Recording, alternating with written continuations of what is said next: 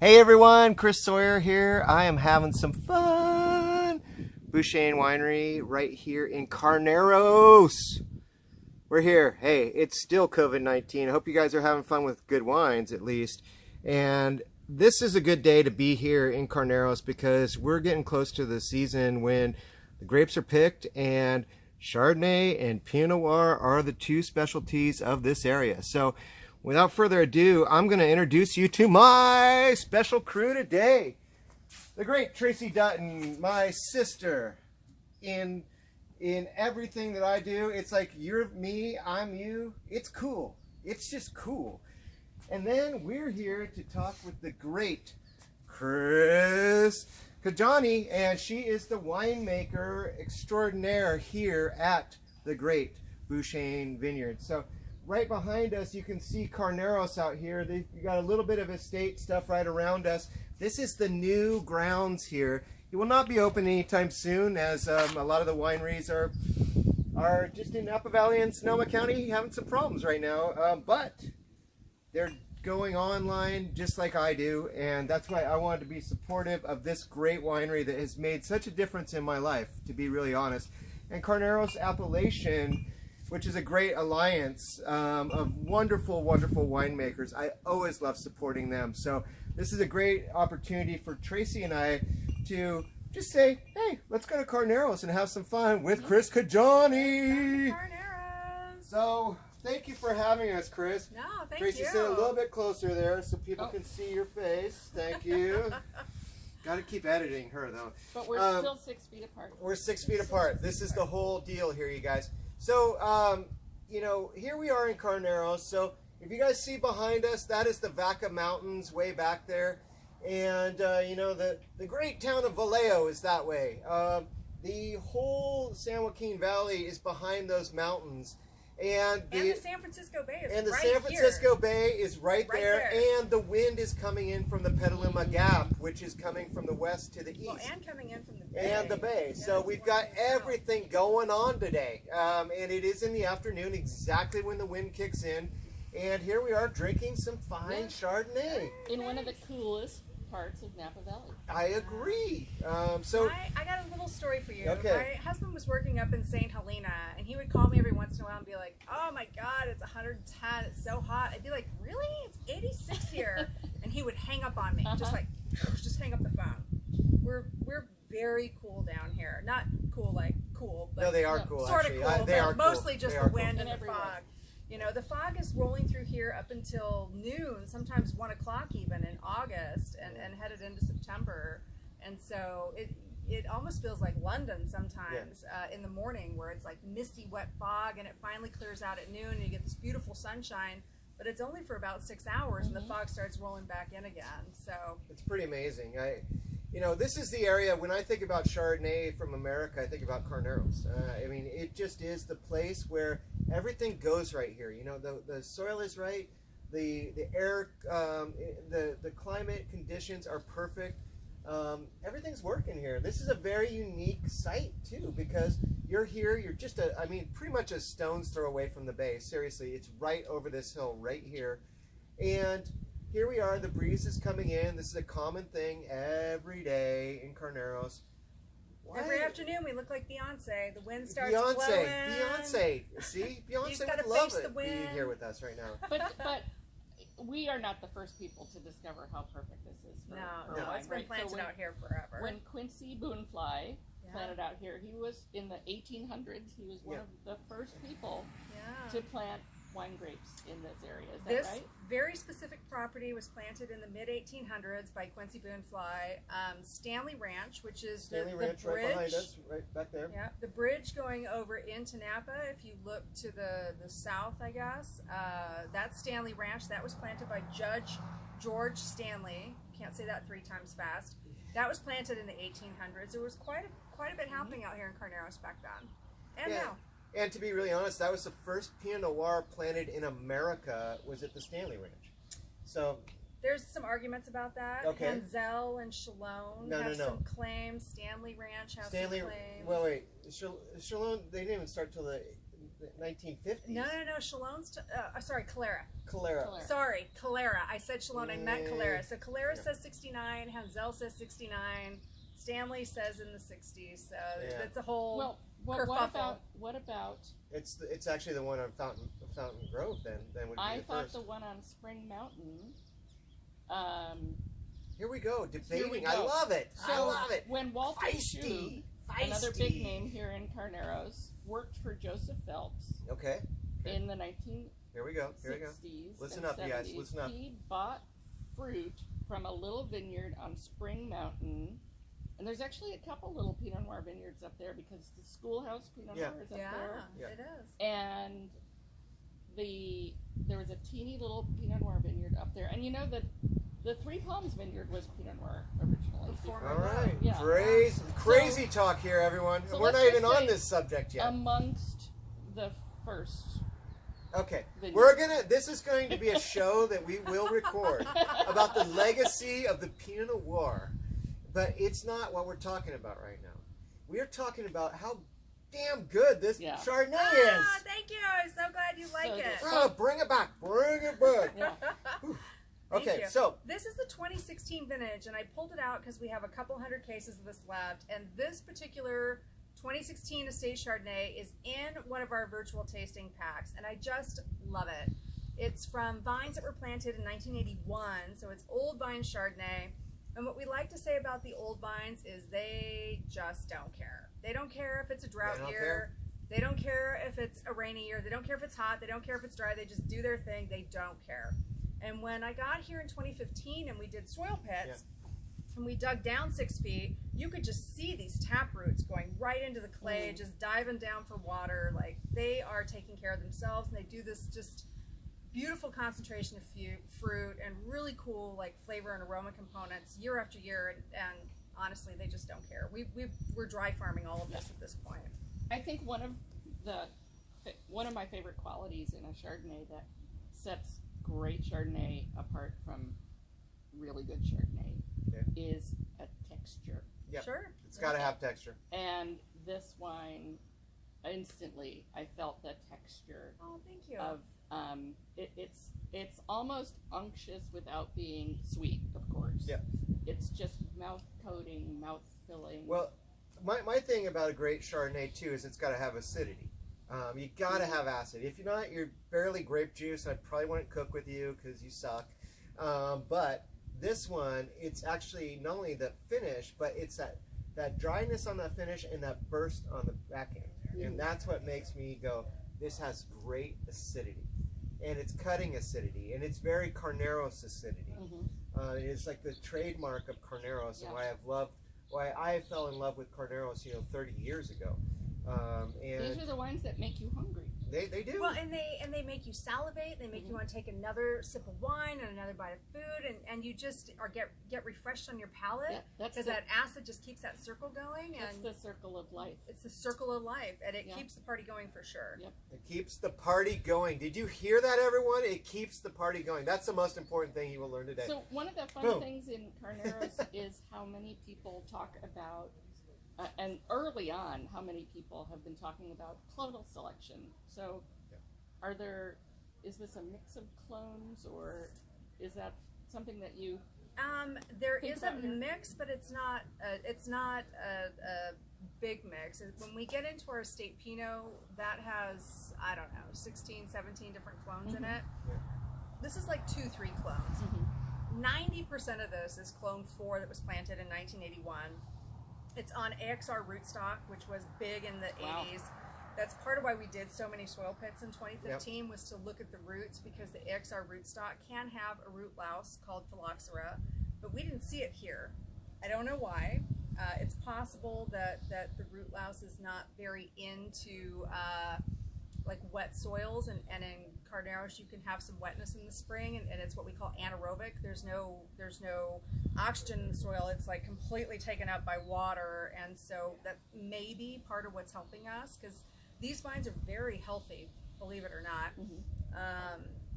So anyway, it's about 90% of this clone 4 on AXR. There's a little bit of Robert Young, which is a selection that was Yep. planted in the Sure. mid-90s, really, really pretty. Yep. And then we hand-selected vines out of the vineyard that had this muscat quality, so the quality that you get from Riesling, where it's honeysuckle and white flower and like a heavy floral component. Those vines were hand-selected, propagated, and then planted in another block, and that block goes into this also. Wow. So is that going to be known as the Bouchaine clone one day? Maybe. I think it could be. We I know. selected it. There's Because the those Ruid are- clone. There's the Ruid Yeah. clone, which is Yeah. one that's got that kind of a Those are- floral kind of They're component kind too. of like the Chanel number And there's the 5. Hyde Old Wente. Yep. So Yeah. Larry Hyde selected his own Old Yep. Wente clone. And that's People have another done person that. to bring up is Larry Hyde, and I know you have a great relationship with Larry Hyde. He's one of our gods of wine. There's no doubt that Larry Hyde and his take on the Wente clone, and it's really where the Wente clone kind of set the precedence for America, but it's how you planted it, and that's how you get to know how great your vineyard is, planting the same clone, but how it takes on the personality of that site, and then being able to isolate that and kind of separate it out like we're talking about with this little spot up here, and making it the Hyde clone, or making it the Bouchaine clone, quote unquote, maybe. But these are the kinds of things that how science does really make a difference here in how we will proceed forward. Because we think about Burgundy, how long have they had to decide on which vineyards there are the greatest vineyards? I think that these are the little things about Bouchaine that separate it from others. Is just this real science that goes into finding these little clusters out here in this vineyard that really showcase these wines.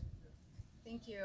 And I think the old school vineyards like Larry Hyde and like Lee Hudson and the guys from Sainsbury and folks who were out here right in the 70s and in the 80s, really following their vineyard and just saying like, oh, this is working great here, and then when we planted over here, not so good. Why? Like, what are those soils like? What's the wind direction? What does this look like? What's the sun exposure? Maybe we didn't plant it with the right, with the right angle. And I know Larry has spent so much time doing that. We actually buy a little bit of Hyde Chardonnay, but we really make like, I don't know, we make like a couple hundred cases of it. It's tiny. So I think what I'm saying is we basically drink it all. Yeah. But we do make it, and it's fantastic. But it's cool to work with growers in a region where I'm making wine that have been out here for decades. Yeah. Because they can tell you like, oh, like don't plant that clone on that rootstock because of this. Make sure that you're paying attention to this when you put that in, and there's a real community as you start to plant and start to do things in your vineyard where that people are sharing information and talking about what they've seen over the years. Yeah. And how long have you been part of the Carneros community? I started working with Carneros fruit with Lee Hudson's vineyard in 2004 when I worked with Paul Meyer. Yep. And then I came out as a associate winemaker with Sainsbury in 2006. And then I came here as winemaker and general manager in 2015. So I've been out here. Was Jerome there? Yeah, I worked with Jerome. Jerome Cherry. Boom, boom, boom. Jerry So Cherry. You're coming Cherry, up on cherry. 17 vintages In Carneros. in Carneros, Yeah. which is a substantial amount of I experience love it. Yeah. within one region. Yeah. So that must be amazing. And I love it. I also loved hearing the stories that you've spent the last 5 years, your first 5 years here, just focusing so much energy on the vineyards. Yeah. And finding the right people to Yeah. work in them, and building the wine from the ground up. Yeah.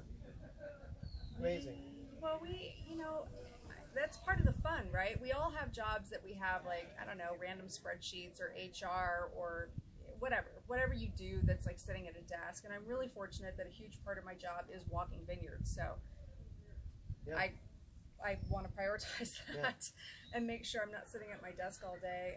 And quite frankly, when you can see the full circle, when you can watch a vine in bud break and you watch it grow and you watch shoot positioning and fruit thinning and veraison, you're deciding on harvest, you watch it come into the cellar, you watch it ferment, you press it, you're watching it in barrel, you see the whole circle. And I before getting into winemaking, had never had a job where I had seen every part of it.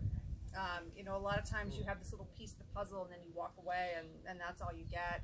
So we feel that, you know, as the Napa Valley grape growers say, you know, fine wine's made in the vineyard. So spend the time there, put the energy in there, put the effort in there, make sure that land is preserved for generations to come, and that your vine is balanced. And so that's been a huge priority. Well, speaking of balance, I'm loving this wine. I'm glad you And like it. Thank you. I have one more question. Yeah. Go. Is that okay? Go. What is one of your favorite ways to enjoy Chardonnay? Oh, good question. Good question, you guys. Listen up. I'm a huge Chardonnay fan, and so I'm very into some of the yin-yang pairings where you put something on a grill, and so you have like grilled scallops and you've got that smoky like grilled note and maybe a little butter that you put on there, and then pull it off and pair that with some Chardonnay. You know, grilled shrimp, grilled salmon, anything on the grill paired with Chardonnay, I'm a huge fan of. This Chardonnay has some beautiful acidity to it. It can really handle a really nice ceviche too, like something with sea bass, like a nice ceviche that's a little bit like Or a rock heavier cod. fish. I mean, I just had my wife made fish tacos last night, and they were made with really good rock cod.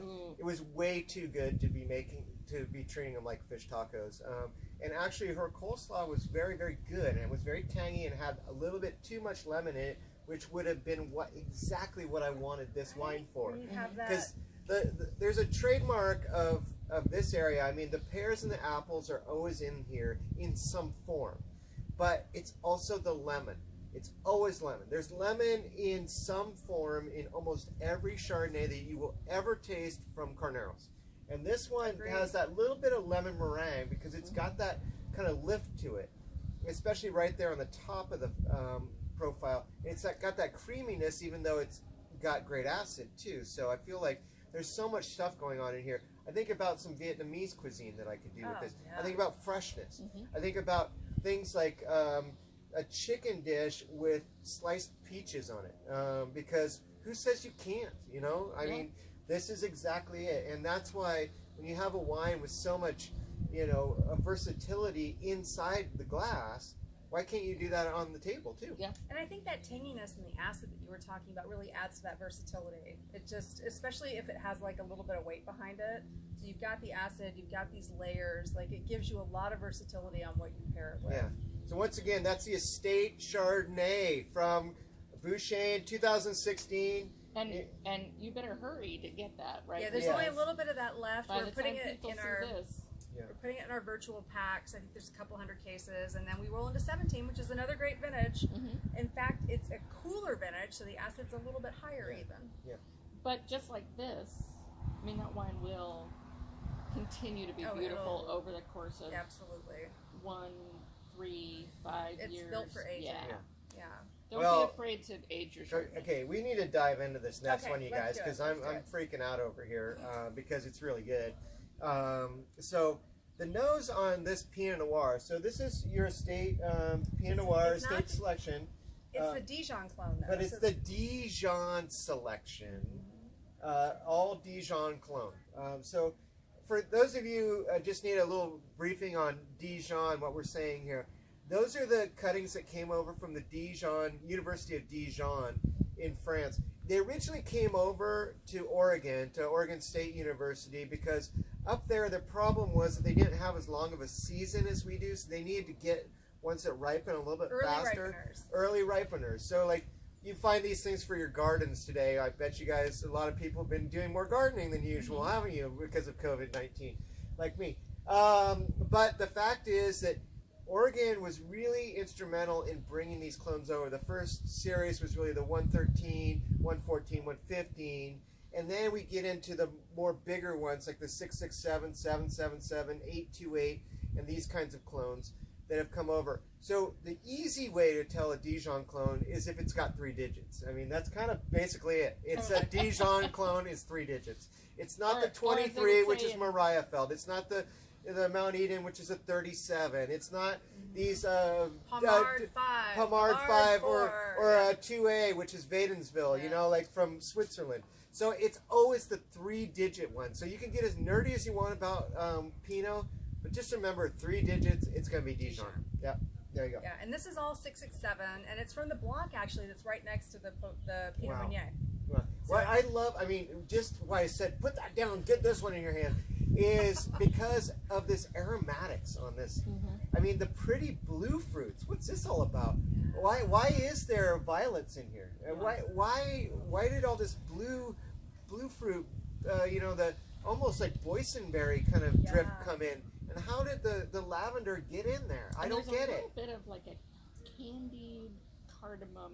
Yes. I love how you say cardamom, because Yeah. I call that out too in like a black tea, the bergamot tea. Yeah, the bergamot. Whole bergamot. Indian spice box, which is one of the things I love of doing with Pinot Noir and Chardonnay these days, is just sort of applying it to unconventional cuisines, like the garam masala paired with those cardamom notes in this would be just genius. divine. Yeah. And the going back to the Chardonnay, sorry, Chris. That's all right. I think if you don't eat meat or fish or dairy, or you're one of those people gluten-free, whatever it is, Going vegan. No, I'm not. my wife is. This is still the wine to take to your table every single day. It's actually a vegan wine too. There's no isinglass. There's no casein. Like there's nothing in that. We do use. Good tip.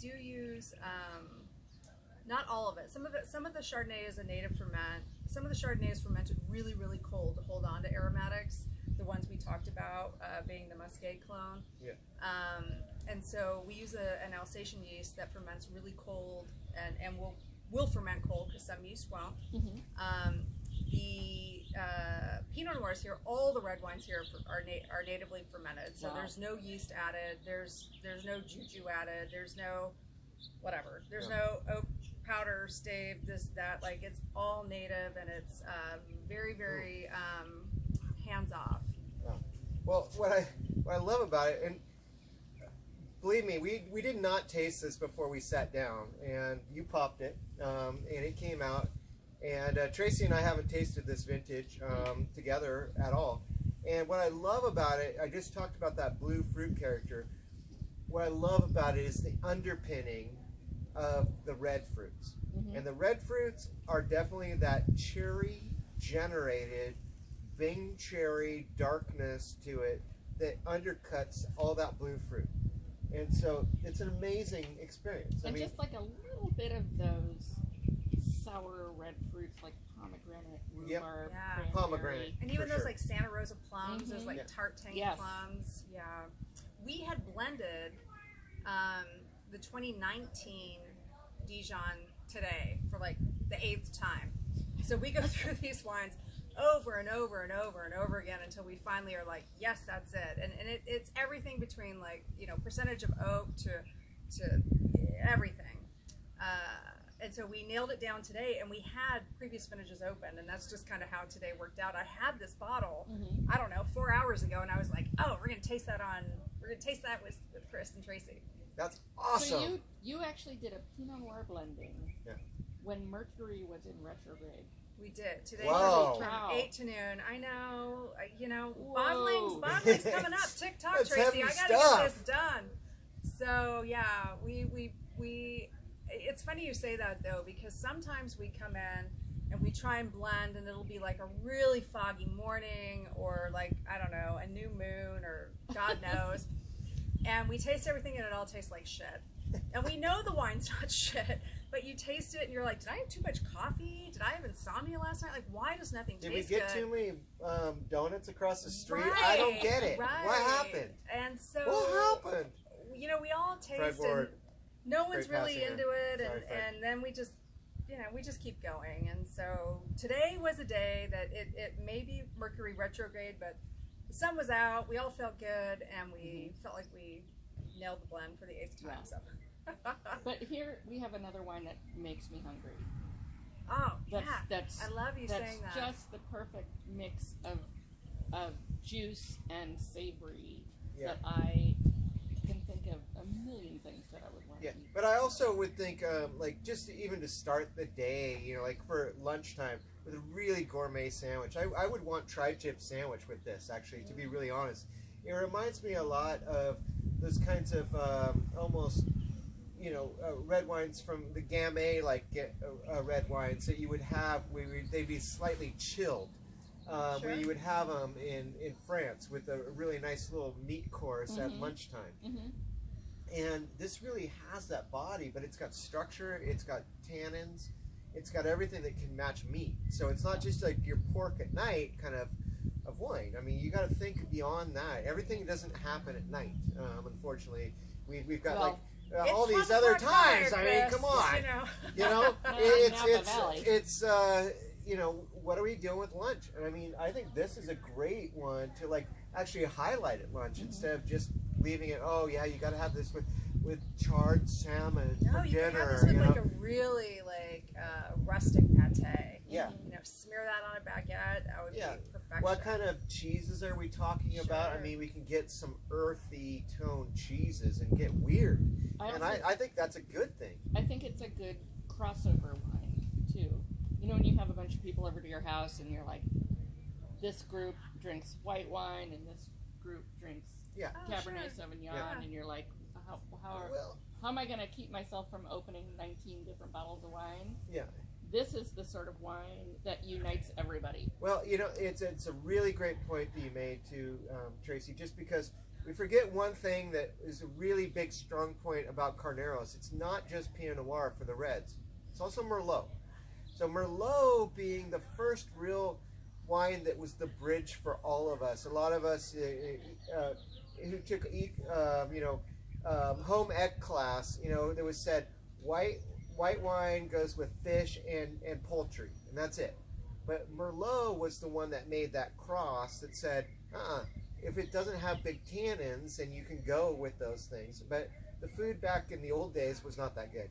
So now that it grew up, so did we with Pinot Noir. Right. And I feel like this is a really good thing. And Pinot Noir and Merlot are both real big trademarks of this area right here. And this is a very interesting area because it's not like the rest of Napa Valley. This is actually a windy area. It's not hot. And like you were saying, I mean, it can be 100 degrees in St. Helena, and it's going to be about 79 here, or 82. Sure. And that's not uncommon.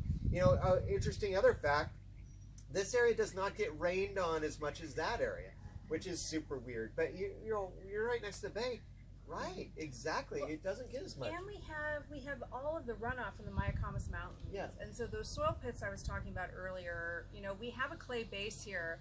And when we dig these soil pits that are basically, 6 feet long, 6 feet deep, and a few feet wide, they look like graves. But when you dig them, you can see the clay layer about 3 feet down, and you can watch water running straight out of that clay layer, Wow. like not a river, but a stream. Yeah. Running on top of that clay layer, spitting out into these soil pits. And I've done this in June, July, that water's always running, which is basically how we're dry farming now. Yeah. But it just continues to run off the mountains. Yeah. And in extreme drought, if we have a heat event that we know is going to be 4 or 5 days, we'll water. We have irrigation here. Yeah. But most of the time we don't have to at all. And so there's plenty of water. It's really cool. And I think, the fog layer, the diurnal temperature swings, all of that just maintains this really vibrant, energetic, acidity to the wine and adds this tension to the wine that just allows it to pair really, really nicely with what you're saying, multiple different sort of sides of the food spectrum. Yeah. I always think of this as, the Mayacamas being right up there, but I think of it as being the spine, but the end of the spine. And I'm not talking about the butt end. I'm talking about the part next to the brain that's that way. Because wait, it's that means I live on the butt end? Don't go there. Don't go there. Just go with me, okay? You're like the beautiful feet of the Napa Valley. Yeah. That exactly what she said.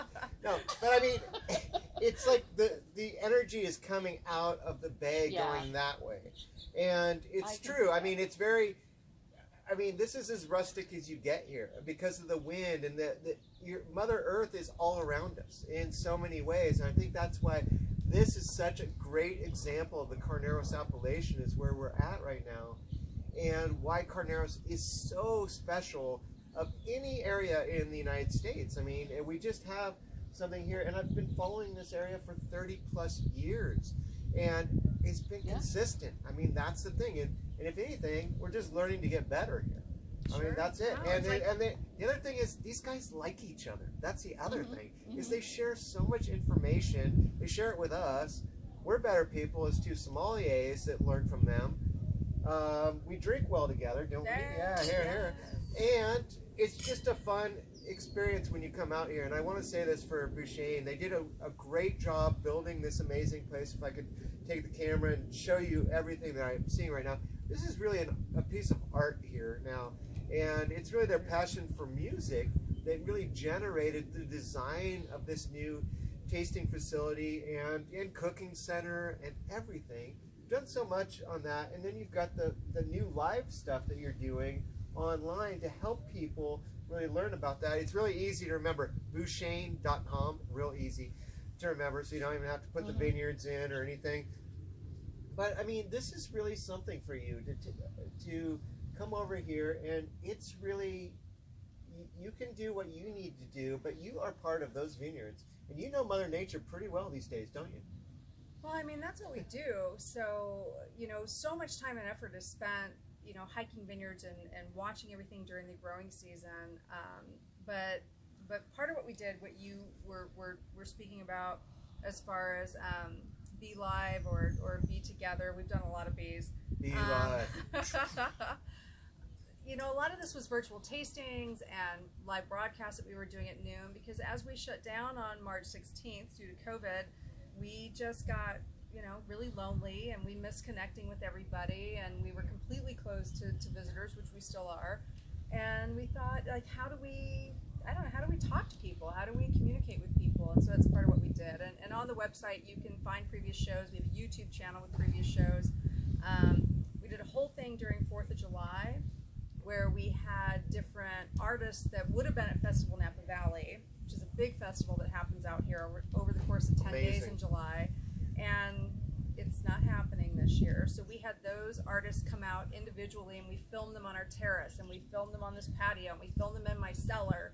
We filmed them everywhere, and we put like a virtual concert together, and we also sponsored them in front of different restaurants in the valley to just play and you know, kind of highlight our community and give back to our community. And